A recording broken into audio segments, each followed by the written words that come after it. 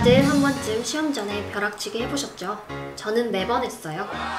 평소보다 머리가 팽팽 잘 돌아가던 그 느낌, 왜 그럴까요? 미국의 저명한 신경과학자인 스탠포드 대학교 앤드류 후버만 교수는 이렇게 이야기했습니다. And so the brain can change in adulthood, and it can change provided that there's an emphasis on some perceptual event. So in other words, if you want to change your brain as an adult, let's say you want to be less anxious, you want to learn a new language, the key thing is to bring focus to some particular perception of something that's happening during. 이 말은 급한 상황이 되면 성인도 아이처럼 빠르게 학습할 수 있다는 이야기입니다. 벼락치기 할 때 효율이 좋았던 게 맞았던 거죠. 하지만 아이들은 이런 급한 상황이 아니더라도 학습 능력이 빠릅니다. 어릴수록 뭐든 빠르게 배울 수 있다는 건 다들 알고 계실 거예요. 그러나 아이들은 태어났을 때 다른 동물들처럼 뛰어다닐 수도 없고 스스로 아무것도 못하게 되는 상태로 태어나게 되죠. 아기의 신경계는 매우 거칠게 연결되어 있으며 연결이 정확하지 않아요. 아기들은 수년 동안 제대로 의사소통도 되지 않고 자기의 몸도 제대로 가누지 못합니다. 저는 가끔 왜 인간은 이렇게 아무것도 못하게 태어나서 힘들게 키워야 되는지 궁금했죠. 그렇다면 왜 인간은 이렇게 불편하게 태어났을까요? 그야 생존에 유리했기 때문입니다. 인간은 지구에서 가장 번성했습니다. 사막과 북극에서도 살고 있고 심지어는 우주도 정복하려 하고 있죠.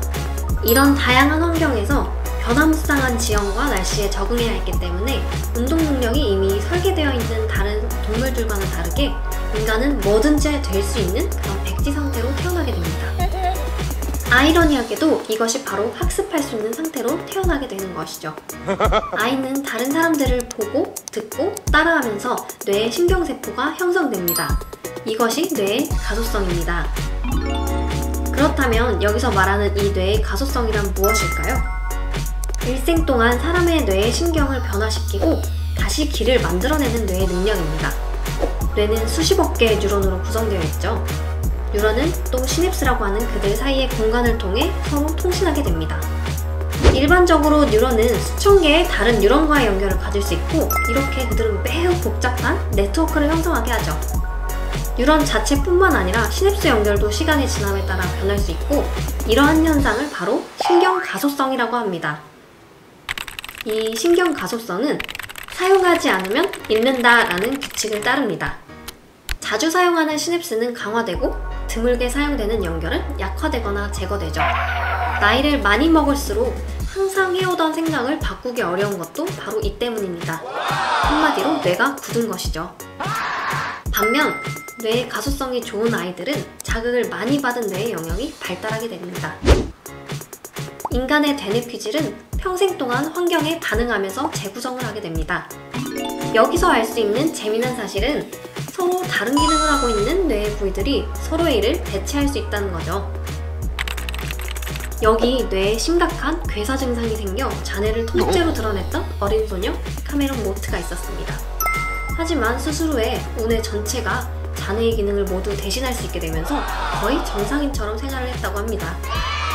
또한 뇌손상으로 인해 왼발과 왼손이 거의 마비되었던 환자가 걷기 등의 재활활동을 통해서 왼발과 왼손의 기능이 점점 회복한 케이스도 있습니다. 엄청난 장점이죠? 이렇게 뇌의 구조적 신경가소성은 증가된 활동과 관련된 피질 영역을 확대하고 활동이 적거나 없는 영역의 수축을 만들어낼 수 있습니다. 예를 들어 오른손잡이의 경우 오른손을 제어하는 뇌의 영역이 왼쪽 손을 제어하는 영역보다 큽니다. 이것이 뇌가 뇌졸중과 같은 부상에서 살아남을 수 있는 방법인 것이죠. 건강한 뇌 조직은 뇌졸중 후 재활동한 손상된 부위의 기능을 대신할 수 있습니다. 이런 뇌의 가소성은 나이에 제한이 없지만 어린아이들의 뇌가 아직 발달 중이기 때문에 어린이의 경우 훨씬 더 두드러지게 됩니다. 따라서 성인과 같은 경험을 할지라도 어린아이들은 영향을 크게 받게 되는 것이죠. 가소성은 뇌 발달에 필수적이며 학습을 할 수 있는 근본이 됩니다. 이것이 언어를 말하거나 악기를 연주하는 것과 같은 새로운 기술을 습득하는 것이 성인기보다 어린 시절에 훨씬 더 쉬운 이유입니다. 뇌의 가소성은 항상 발생하지만 그 정도는 뇌가 받는 활동의 양에 따라 달라지게 되는데 더 많은 연습을 하게 되면 더 많은 학습이 되고 이는 뇌에 더 많은 발달을 가져오게 됩니다. 그렇다면 인간과 가장 유사하다는 침팬지는 어떨까요?